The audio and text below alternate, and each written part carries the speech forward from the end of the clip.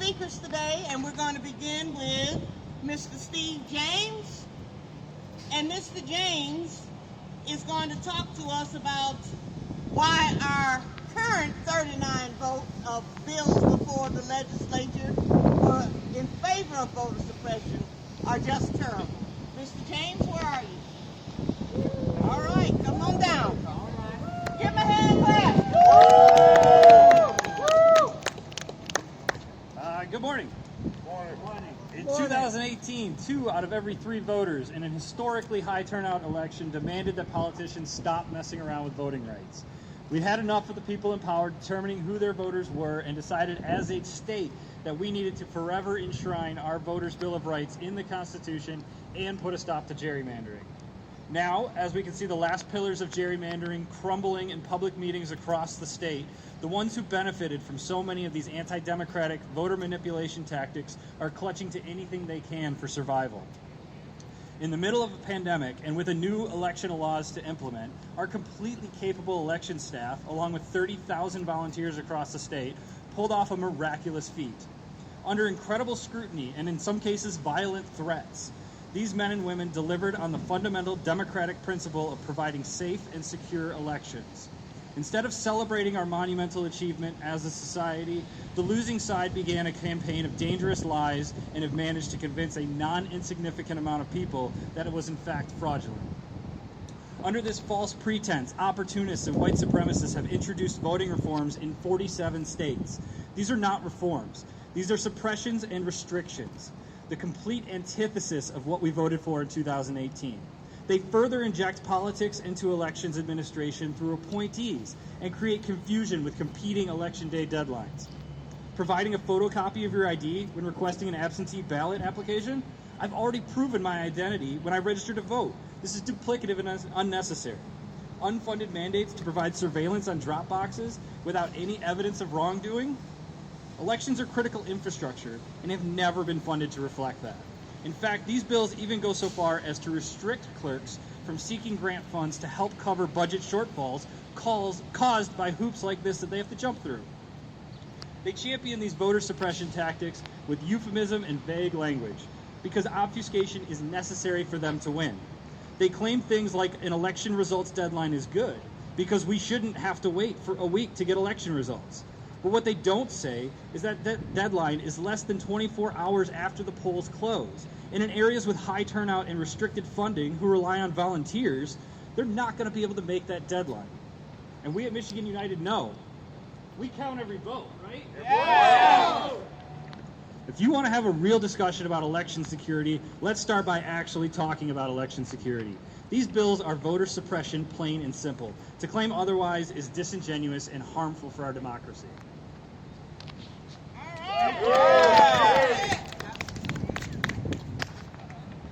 He laid it all out for us. Now you know why we're here. We're going to have some testimonies today from people who are being directly affected by what are proposed laws for the state of Michigan's voting system. And I'd like to ask Alicia Morris from the city of Detroit to come down and tell her story. Alicia, give her a hand. Woo!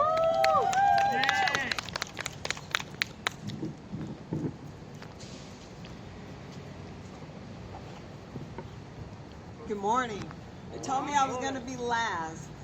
Well, I'm here today as a black woman who stands on the shoulders of Martin Luther King, Andrew Young, John Lewis, and my grandmother. Every person of color stands on their shoulders.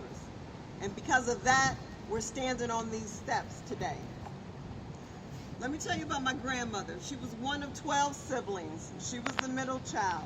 They were all very close. They helped pay for each of them to go to college, and they shared stories, they shared everything. They took care of each other's children. But when my grandmother was 20, she made the hard decision with my grandfather to move to Nebraska from Arkansas. That's because she wanted to be able to vote with no problems. She wanted an easier life. She heard the stories from her siblings and her parents about how hard it was for them to vote, having to count marbles in jars, had to recite the Constitution and all kinds of other stuff to suppress their vote. So she moved. No, it's not. So Grandma moved to Nebraska, and imagine what she was thinking to do that. But once she got to Nebraska, she made sure that her family, all of her kids and grandkids voted. She made sure we all voted. And Grandma passed about a year and a half ago, but she was in a wheelchair living in a nursing home at the time of her last election. And she had my Aunt Sherry go, take her to the polls to vote. But all the other members of the nursing home, they voted by mail. What if we take that away? Don't you want your grandmother to be able to vote? Yeah. You know, you don't want them to have to go out of their way to do that. Now, my grandmother did that because every year she voted, and she wanted that little sticker that said, I voted today. So if you voted by mail, you didn't get it. But Grandma wanted it. Now, we all stand on their shoulders. They did sacrifices. They moved. They marched. They protested. They did all of that so we can vote, so we can live a fair life, have our voice. Now, Grandma wasn't alive to vote in the last election, but I proudly cast my vote, only for a few days later to see a bunch of Karens and clowns down at the TCF Center trying to stop the count, trying to disrupt it. What's next? No, it's not. What's next? You know, all of these different forms of voter suppression. So we have to unite, and we have to resist suppression. Hashtag Michigan United. I'm out.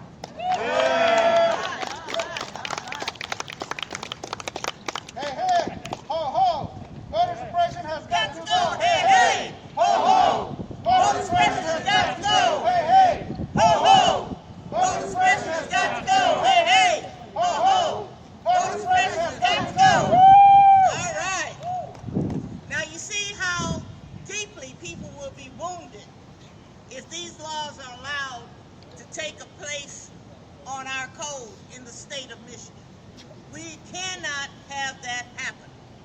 Another testimony today will come from Cindy Reese, who is a board member of MOSES, which stands for Metropolitan Organizing Strategy, Enabling Strength.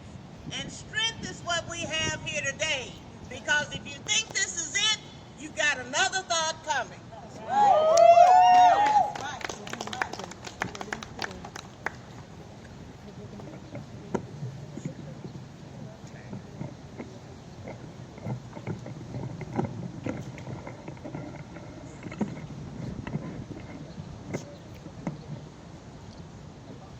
Hello, my name is Cindy Reese, and I am a board member of MOSES, and I am a member of Greater Southern Baptist Church in Detroit.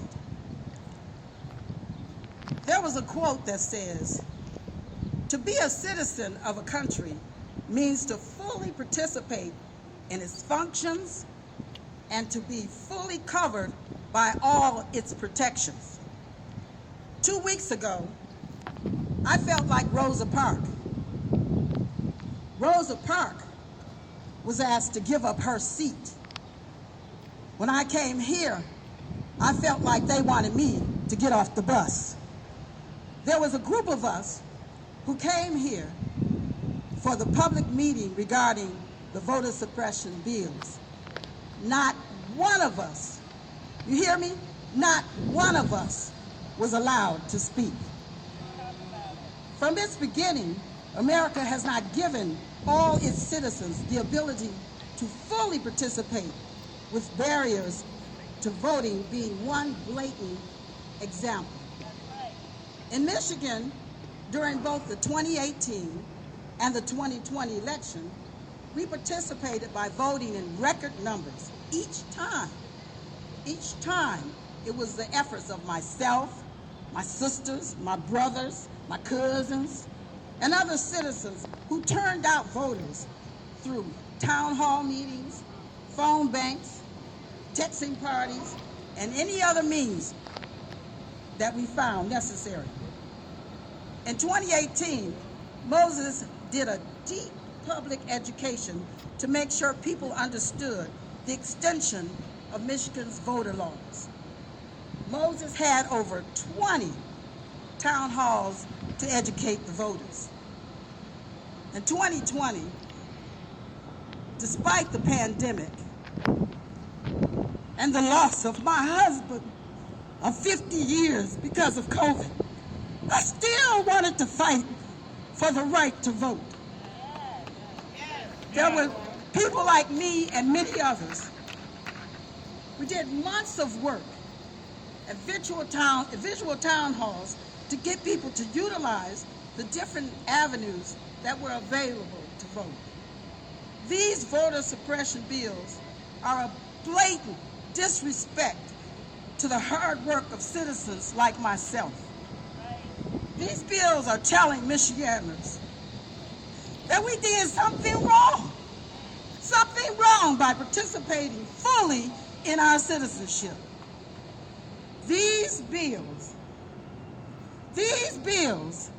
are taking us backwards. We're not going to stand for it. The last time I was here that I was allowed to speak, I told them if they keep doing what they're doing, then they gonna keep on seeing Cindy Reese, because I'm gonna keep on coming and standing up for my right. Thank you.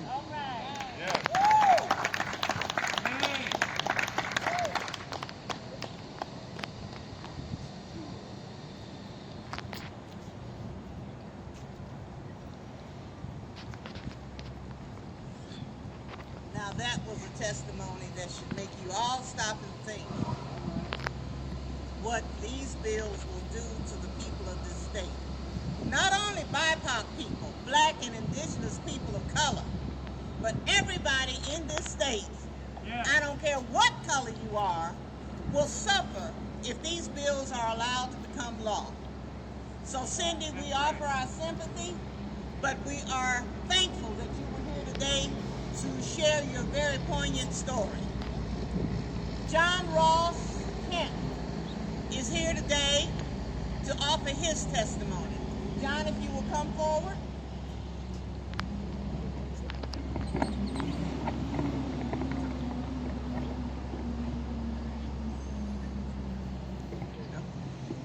Good morning, everybody. I'm Josh Roskamp, and I'm the business agent for IATSE Local 26 Stagehands. I got a couple testimonies to share. One of them is my mom, who is disabled and she's never voted before the 2020 election. She found herself very impassioned to vote this time around. There was a particular politician that she was especially fond of.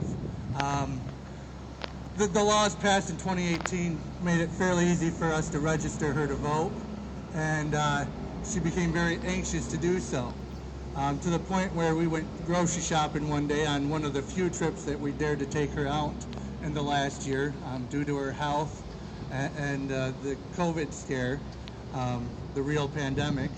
And she was excited to vote, to the point where we even stopped by her village hall to see when the absentee ballots were going to go out.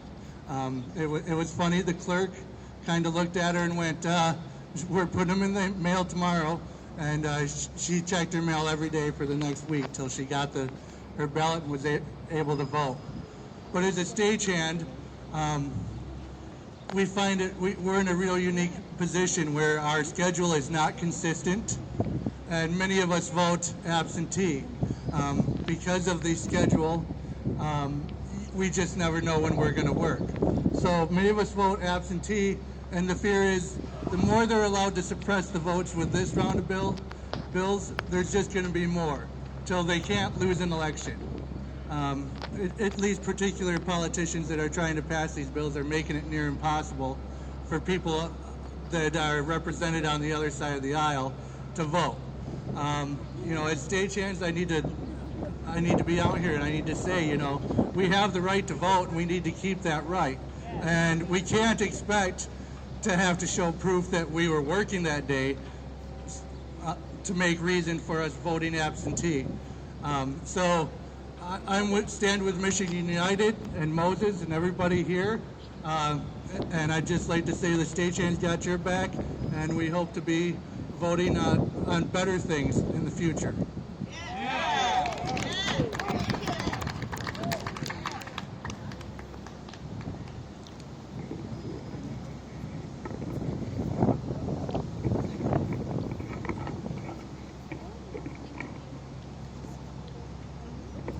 Well, as they say, the first shall be last, and the last was supposed to be first. So will Alicia come down, please? Wait a minute. Aisha.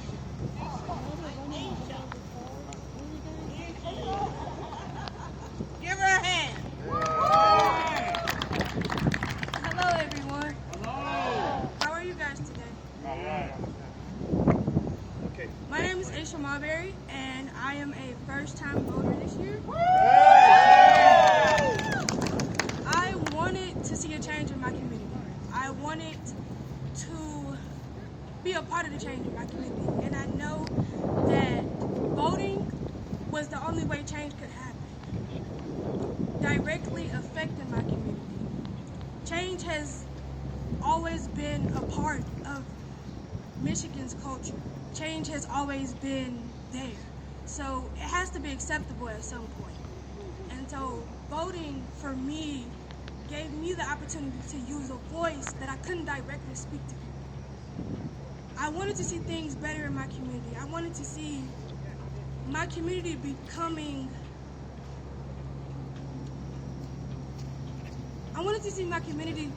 better. I wanted to go to school and to come back and to know that my community was going to stay safe, and so will my right to vote. I know that my vote is important. I know my voice is important. So I will continue to use my right to vote, and no one will stop me from using my right to vote, because me, and along with people who have fought long and hard for people of color to be able to vote. So for me to not use my right to vote is unacceptable. That's right. I want to use my voice as a change. I want to see a change in my community, and I want to be a part of the change. I wanted to see people in my community do better, live better, have access to better things, and I know that voting will help that. So for my right to vote to be impacted hurts. It hurts, because how dare you have the audacity to stop me from voting? I work hard. I do what I'm supposed to. I follow the laws. I do everything I'm supposed to. So how can you tell me I can't vote?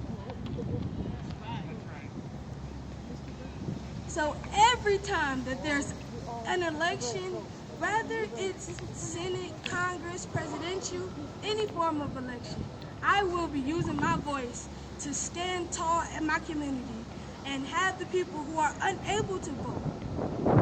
For example, my grandma, during the year 2020 when the worldwide pandemic hit, she wasn't able to go out and vote, so she had to vote by mail.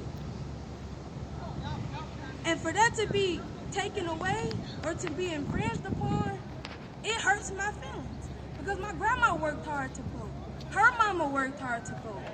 My grandma came from the South where she couldn't vote. So for her to come up north and be able to vote is a privilege. And I will continue to use that privilege in my community to make a bigger change.